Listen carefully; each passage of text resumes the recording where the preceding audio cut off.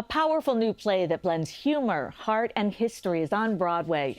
Liberation is the critically acclaimed work by Tony Award nominee Bess Wohl. It follows a group of women in 1970s Ohio who come together to redefine freedom and feminism in their own voices.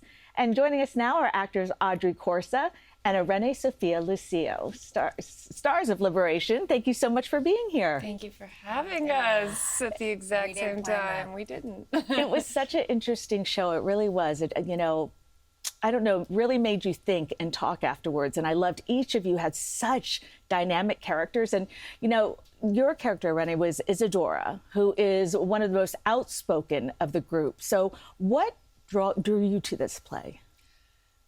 Actually, we both play Doris. We do. I'm Isadora and she's Dorothy, and we both go by Dora. And Yeah. one of the things I loved is that every character is so different from each other. Yes. We couldn't be more different Yeah. at the beginning, at least. I love that the play in general is a love letter to our mom's generation and the liberties that they afforded us that we take for granted and that now we might have to defend again.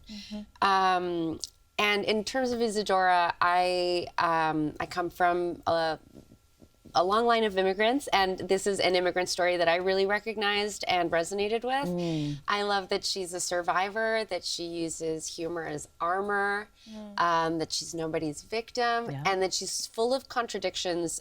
You'd think that she's the most independent woman in the world, but she is also terrified. Yeah, and you really show that, it comes out. And Audrey, what I loved in the audience, there was such a different, there were older people, young people, everything you can imagine. I'm just wondering what you hope people take away from the play and also what kind of reactions you've gotten. It's been such a one. I mean, even since the first run of this at Roundabout, we've had so many different kinds of people coming to see the show of all different ages. And my hope is that people just take away that progress is not linear, and that we need to have these nuanced conversations with one another, and that that may be challenging, but lean into the challenge as opposed to running away from it. I think because these characters are so different, it's such a testament to what we are trying to do with this play, that they're able to come together, find common ground, and support one another. And it's a unique play in so many different ways. Number one, this is the first time I ever had to take my cell phone and put in a little security pouch as you walk in the theater. That was very unusual. But also, it was kind of good not to be able to get on your phone during the show. And then there's also a scene in the play where everyone is nude. And so I'm wondering what that was like, and also the significance, because women in the 70s, some met that way. Yeah. Yes, they did. Yeah, they did. That's actually why it's in the play, right? It's because a lot of consciousness-raising groups did those exercises. What drew me to that scene in particular was that it was a non-sexualized nude scene with all women, and they're talking about their bodies as flesh, without judgment, Biology. just as biology. And that, to me, felt incredibly radical, and to do feels more liberating and less scary than I expected it to. Me too, yeah. And our playwright, Bess Wohl, spoke to a lot of women who were in these kinds of consciousness-raising groups in the 70s. And this was a big thing for them. There were things that they did that made their bodies more personal to them, less foreign, less scary, and more accessible, and more human. And so that's what this scene feels like it does. Well, it was very powerful.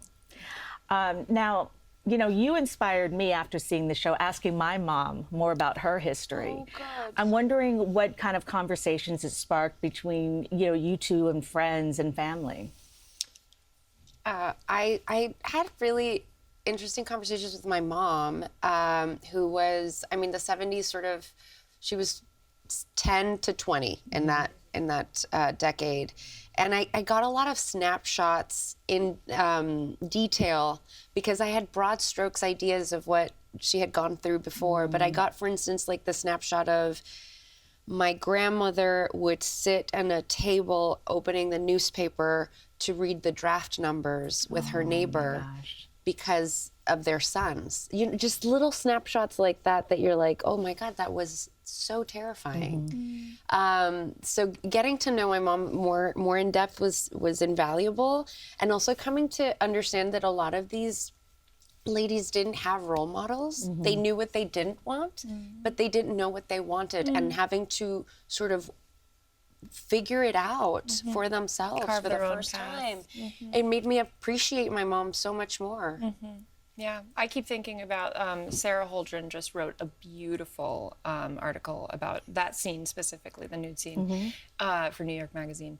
And in the article, she talks about how she spoke to her mom that day, that same day that she sat with us and spoke to us. And her mom told her a story she had never heard before, which was that when she was in college, she and her friends took issue with the fact that there was only a sauna in the men's gym and in the men's locker room. And so they decided to march into the men's locker room and get naked in the sauna and just sit there. Right. And these jocks would come in and kind of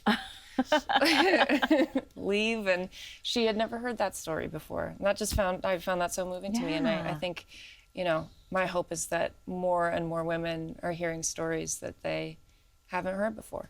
Wow, it definitely inspires us to have these conversations. So I want to thank you so much, Audrey, Corsa, Irene, Sofia, Lucio, and Stars of Liberation. Congratulations. It's really amazing. Thank you for being here. Thank you for having us. You can see the show at the James Earl Jones Theater.